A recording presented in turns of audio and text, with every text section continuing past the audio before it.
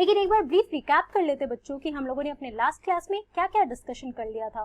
So if you remember, in our last class we talked about the different types of soil present in India. उसमें आप लोगों ने देखा कि India में there are 6 different types of soil. The first one was alluvial soil, second one was red soil, third one was laterite soil, fourth one was black soil, fifth one was mountain soil and the sixth one was desert soil. तो जैसे हमने पढ़ा था बच्चों की landforms के हिसाब से डिफरेंट लैंडफॉर्म्स में डिफरेंट ऑफ सॉइल्स प्रेजेंट होता है. तो ऑब्वियसली आप इंडिया के केस में भी देख रहे हो कि अगर माउंटेन रीजन है तो वहाँ पे माउंटेन सॉइल होता है, डेजर्ट रीजन में डेजर्ट सॉइल होता है. अगर फर्टाइल रीजन की आप बात कर रहे हो जो रिवर गंगा के पास की रीजन है, तो सबसे मोस्ट फर्टाइल रीजन है हमारे इंडिया का. ओके, हमारे पूरे अगर आप इंडिया के टोपोग्राफी की बात करोगे तो सबसे फर्टाइल रीजन हमारा वही है. तो वहाँ पे अलूवियल सॉइल प्रेजेंट है. नीचे डेक्कन में आप आओगे तो black soil, laterite soil present है ना. तो इस तरीके से आपने काफी डिफरेंट डिविजन्स देखा था ऑफ दीज सॉइल्स. उसके बाद हम लोगों ने सॉइल डिग्रेडेशन के बारे में बात किया था. We talked about the reasons for the soil degradation.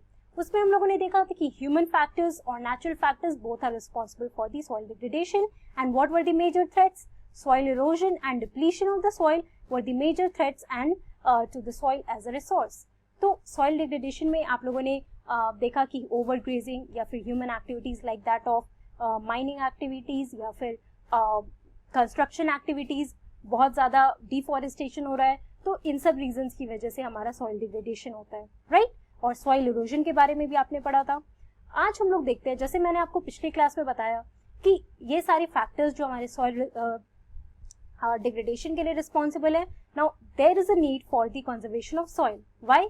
क्योंकि अगर हम लैंड और सॉइल इन दोनों को अगर प्रिजर्व करके नहीं रखेंगे, अगर हम लोग इन पे कंट्रोल नहीं करेंगे कि इनके जो जितने भी प्रॉपर्टीज, जितने भी बेसिक प्रॉपर्टीज है, the fertile part of this land, it should not degrade the quality of the soil और the land. It should be quite good so that we can sustain our life here, right? So in today's class we are going to discuss some of the main methods how to conserve soil. Okay? तो इस यहाँ पे आप देख रहे हो कि आपको 5-6 लिस्ट दिख रही है. तो एक एक करके हम लोग सारा मेथड्स देखते हैं. ओके, कि कौन कौन से मेथड्स है that would be helpful in soil conservation. तो सबसे पहले आप लोग देखो बच्चों, ये mulching. The first point here is mulching. The second one is contour barriers. Third one is rock dam.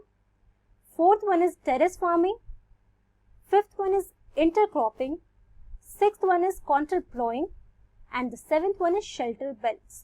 ऐसे बहुत सारे तरीके हैं, लेकिन अगर हम लोग को सॉइल कंजर्व करना है तो बेसिकली सबसे बड़ा प्रॉब्लम क्या होता है हमारे फार्मिंग एक्टिविटीज में, राइट. तो अगर हम लोग अपने फार्मिंग मेथड्स चेंज कर लेंगे, अगर हम लोग ऐसे मेथड्स को यूटिलाइज करेंगे जो हमारे सॉइल को कंजर्व करे, जो हमारे सॉइल की फर्टिलिटी को मेंटेन करे और उसके इरोजन को चेक करे, राइट, सॉइल इरोजन को चेक करे, तो ऑब्वियसली ये सारे फार्मिंग मेथड्स हमारे लिए काफी सक्सेसफुल होगा. तो बेसिकली अगर आप बात करो फार्मिंग मेथड्स और टेक्निक्स के बारे में, तो ये सारे टेक्निक्स है बच्चों जिसके थ्रू हम लोग अपने सॉइल को कंजर्व कर सकते हैं. तो आपको ये सारे नाम याद रखने होंगे और मैं इनमें से कुछ की डिस्कशन भी आपके साथ करने वाली हूँ. आपके एनसीईआरटी बुक में इनके बारे में भी डिस्क्रिप्शन दिया हुआ है, यू शुड रीड दैट. तो first of all we are going to talk about mulching, then contour barriers, then rock dam, terrace farming. और आपको ये सारे नाम भी याद रखने चाहिए. इसमें से कुछ तो काफी इंपॉर्टेंट है, कुछ अगर आपको याद ना हो बट एक दो बार आप पढ़ोगे then you will tend to remember it. Okay, so first of all let's talk about mulching. तो एक बार देखते हैं मल्चिंग क्या होता है और इससे क्या हमारे सॉइल को कैसे ये प्रिजर्व करता है, कैसे कंजर्व करता है. Okay, so here is the photo. ये मल्चिंग की फोटो है. Okay, let us see what is mulching is. So the bare ground between the plants is covered with a layer of organic matter like straw. It helps to retain soil moisture. तो अब हम देखते हैं इस photo के through बच्चों, जैसे आपको ये ट्री दिख रहा है. ओके, अब क्या होता है यहाँ पे ट्री के around top layer of soil में पूरे प्लांट को कवर किया जाता है. किस चीज से? मल्च से. अब ये मल्च, ये ऑर्गेनिक मैटर क्या होता है? This is covered with a layer of organic matter. And what is this organic matter? It can be like straws, twigs या छोटे छोटे पेबल्स, स्टोन्स. तो ऑर्गेनिक मैटर भी होता है, इनऑर्गेनिक मैटर भी होता है. तो बेसिकली इसी को हम लोग मल्चिंग कहते हैं, जो टॉप लेयर को अराउंड द ट्री, ये ट्रंक ऑफ ट्री के अराउंड देखो, ये हमारे मल्च को या फिर इसको मल्चिंग इसलिए कहते हैं क्योंकि ये सारी चीजें जो यूज होती है that is mulch. In short it is called mulch and the process is called mulching. तो यहाँ पे आप देखो ये चारों तरफ यहाँ पे इस तरीके से स्प्रेड किया जाता है टॉप लेयर ऑफ सॉइल पे। अब इसकी किस चीज में ये हेल्पफुल है? It helps to retain soil moisture. तो बच्चों अगर सॉइल में मॉइस्चर रहता है, अगर मॉइस्चर कंटेंट बहुत ज्यादा रहता है तो हमारे सॉइल की फर्टिलिटी भी मेंटेन रहती है, राइट। न्यूट्रिएंट्स हमारे सॉइल में काफी प्रेजेंट रहेंगे और उसकी वजह से हमारी सॉइल की फर्टिलिटी काफी मेंटेन रहती है। तो आप देखो यहाँ पे क्या लिखा है, keep the mulch away from the trunk.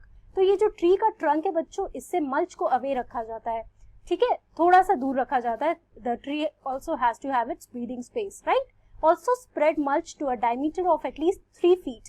तो 3 फीट की डायमीटर तक मल्च को स्प्रेड किया जाता है और डेप्थ कितना होना चाहिए? 3 to 4 इंचेस, और 3 to 4 इंचेस तक इसकी डेप्थ होनी चाहिए इस मल्च की। ओके, तो ये हमारा फर्स्ट प्रोसेस है of conserving the soil, this is called mulching. अब हम देखते हैं सेकेंड प्रोसेस क्या है हमारे सॉइल कंजर्वेशन का। Second process here is terrace farming. This is again one of the best farming methods through which we can conserve our soil. अब हम देखते हैं टेरेस फार्मिंग क्या है। So these are made on the steep slopes so that the flat surfaces are available to grow crops. They can reduce the surface runoff and soil erosion, right? अब हम देखते हैं ये कैसे होता है। आप देखो बच्चों, कोई भी आप माउंटेनियस रीजन में जहाँ पे स्टीप स्लोप होता है वहां पे ये टेरेस फार्मिंग परफॉर्म की जाती है, राइट। तो इसमें क्या होता है, आप देखो टेरेस की तरह, जैसे आप टेरेस देखते हो ना, तो ये टेरेस की तरह यहाँ पे डिफरेंट डिफरेंट लेयर्स में आपको क्रॉप्स ग्रो किए जाते हैं। You can see here the region I am pointing to you. आप देखो डिफरेंट डिफरेंट ये फॉर्म में आपको ये टेरेस फार्मिंग होता है। इस तरीके से डिफरेंट डिफरेंट लेयर्स में ऊपर से नीचे स्टीप स्लोप के पे ये क्रॉप्स ग्रो की जाती है। Now these are made on the steep slope so that the flat surfaces are available for the crops to grow. Okay, तो जो फ्लैट सर्फेस होता है उस पे जितने भी क्रॉप्स होते हैं उस पे ग्रो होते हैं, राइट। और ये फार्मिंग जो है इस पे की जाती है। तो इस तरीके से हमारा टेरेस फार्मिंग होता है। And how is it helpful for us? It can reduce the surface run off, मतलब जो हमारा सरफेस का टॉप लेयर जो it tends to move away, और soil erosion that is the the going away और the carrying away of the top layer of soil, जो आपने पढ़ा था पिछले क्लास में। तो इन दोनों को ये रिड्यूस करता है, सॉइल इरोजन को भी और हमारे सरफेस रन ऑफ को भी। तो टॉप लेयर अगर हट जाता है तो हमारी सॉइल की फर्टिलिटी काफी कम जाती है। तो बेसिकली टेरेस फार्मिंग इसलिए यूजफुल है कि हमारा जो फ्लैट सरफेस है that would be available for growing of crops. Okay, अब हमारा तीसरा टाइप जो है, जो फार्मिंग टेक्निक है for conservation of soil, let us see that it is intercropping. अब हम लोग देखते हैं इंटरक्रॉपिंग में क्या होता है।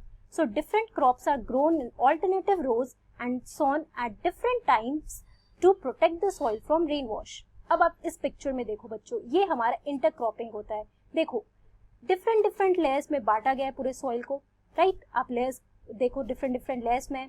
अब इसमें क्या होता है, different crops are grown in alternative rows, right. अब देखो सबसे पहले आपको यहाँ पे मेज दिख रहा है। मेज एक तरह का क्रॉप है, तो इस रीजन में लेट्स से यहाँ पे मेज ग्रो कर रहा है। अब इसके ऑल्टरनेटिव रो में देखो यहाँ पे दूसरा क्रॉप ग्रो कर रहा है, दैट इज सोयाबीन। अब सोयाबीन के ऑल्टरनेटिव रो में देखो आप ओट्स ग्रो कर रहे हैं, राइट। तो ऐसा नहीं है कि ये लगातार एक ही एक ही ग्रुप में या एक ही रो में ये करते हैं। ये ऑल्टरनेटिव रो में different different types of grown and it is called intercropping. Now how it is helpful for conservation of our soil? So it protects the soil from rain wash. Rain wash यानी अगर बहुत ज्यादा बारिश होती है, top layer हमारा उससे remove हो जाता है। रेन वॉश में क्या होता है, जो अगर रेन होता है तो top layer of your soil बहुत ज्यादा या तो स्टिकी हो जाता है या फिर जो हमारा बिल्कुल फर्टाइल रीजन है वो सारा रिमूव हो जाता है, और that tends to limit the fertility of soil, और उसकी वजह से सॉइल की फर्टिलिटी काफी कम हो जाती है। तो इंटरक्रॉपिंग इस तरीके से हमें हेल्प करता है। It protects the soil from the rain washing, और डिफरेंट डिफरेंट क्रॉप्स जो है वो डिफरेंट ऑल्टरनेट रोज में डिफरेंट टाइम पे ग्रो किए जाते हैं। इस पिक्चर से I hope that your concept is clear of intercropping. अब हम आगे देखते हैं कॉन्ट्रप्लोइंग। कॉन्ट्रप्लोइंग क्या होता है बच्चों?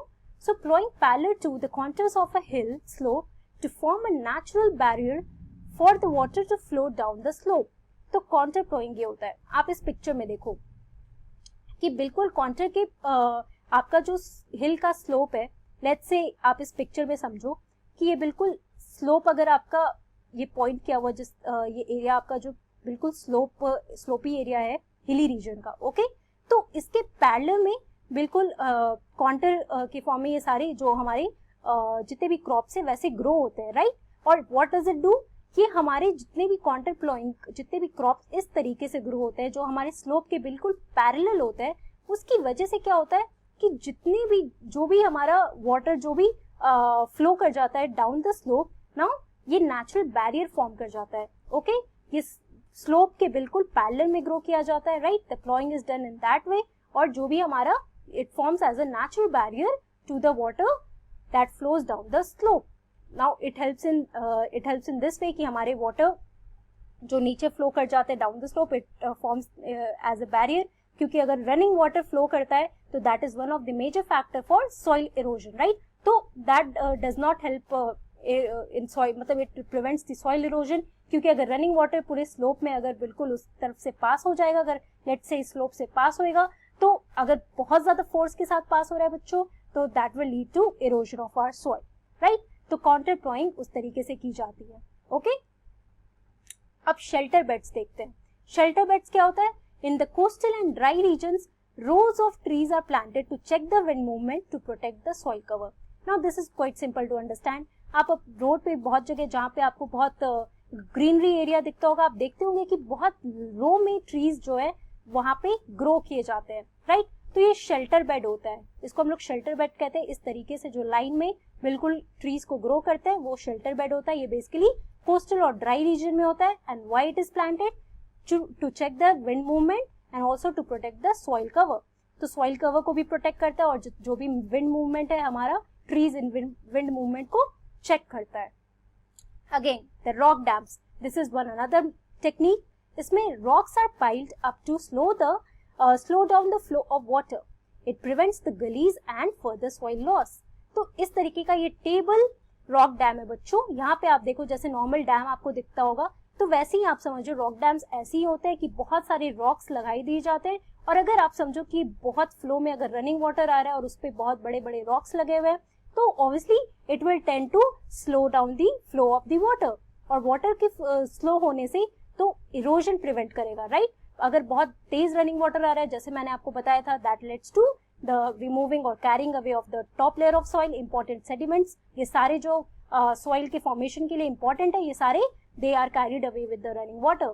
तो ये रॉक डैम इस तरीके से क्रिएट किया जाता है कि बड़े बड़े रॉक्स पाइल्ड अप किए जाते हैं, so that to check the और to slow down the flow of water, okay. It prevents gullies और ऑल्सो फर्दर सॉइल लॉस।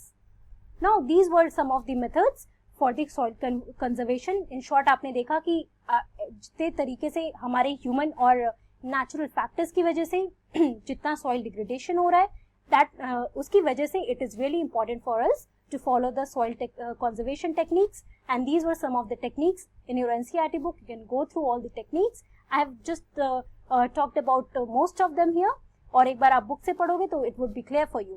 तो बच्चों हमारा soil और land का टॉपिक यहाँ पे कंप्लीट होता है। हम लोगों ने land के बारे में पढ़ लिया था, what is land and also what are the different uses of land. Apart from that we saw the different types of land on the basis of ownership, and then we talked about the land degradation, right, and the conservation of land. इसी तरीके से हम लोगों ने soil के बारे में भी पढ़ लिया है। सॉइल के बारे में हमने पढ़ लिया what is soil, we talked about the formation of soil, it is form through the process of weathering, and also some of the factors that affect the formation of soil. उसमें भी आप लोगों ने बहुत सारे फैक्टर्स के बारे में पढ़ा, जिसमें parent rock and climatic conditions, ये दोनों nature of parent rock and the climatic conditions, they are the most important factor. Apart from that we talked about the degradation of soil and the soil conservation. तो overall आपका ये पूरा land और soil का topic complete हो गया है। Now in next session we are going to talk about water and the problems related to water, and then we are going to talk about water conservation, right. So this is all for today. Let's meet you in the next class. That's all, and thank you.